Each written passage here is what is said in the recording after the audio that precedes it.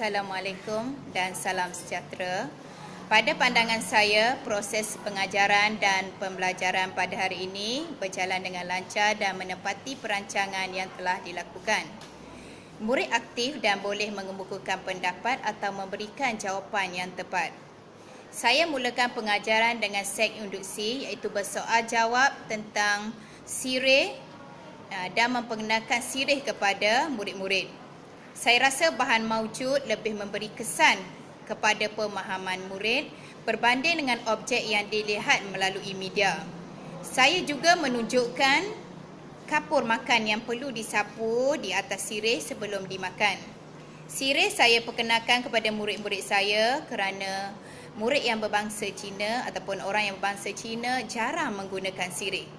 Selepas itu saya perkenalkan pula tepak sirih dan bahan-bahan yang terdapat di dalam tepak sirih itu seperti sirih, kapur, gambir, pinang, kacip dan gobek sirih. Tepak sirih saya perkenalkan melalui visualizer dan gambar yang dipaparkan melalui skrin. Dalam langkah pertama, murid membaca petikan dialog yang terdapat dalam buku teks. Ini dalam buku teks iaitu tepak sirih. Baik, saya gunakan buku teks yang telah dibekalkan oleh Kementerian Pelajaran Malaysia yang kepada semua murid. Pada pandangan saya, buku teks amat penting dan bahan yang terdapat dalam buku teks menjadi rujukan guru dan juga murid. Jadi penggunaan buku teks tidak boleh diabaikan. Kemudian saya bersoal jawab dengan murid tentang teks. Berdasarkan teks, murid mencari kata berimbuhan apitan seperti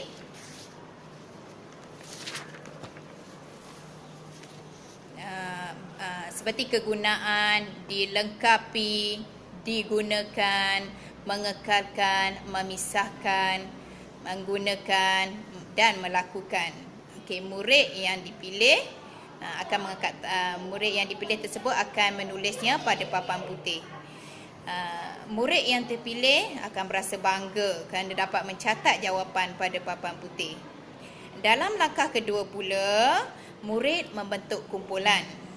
Secara kumpulan, murid melengkapkan peta alih tentang langkah membersihkan tepak sirih dan mencuci gambar tepak sirih.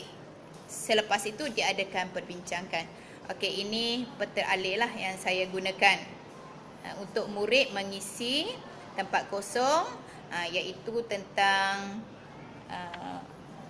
langkah membersihkan tepak sirih dan juga cara mencuci gambar tepak sirih.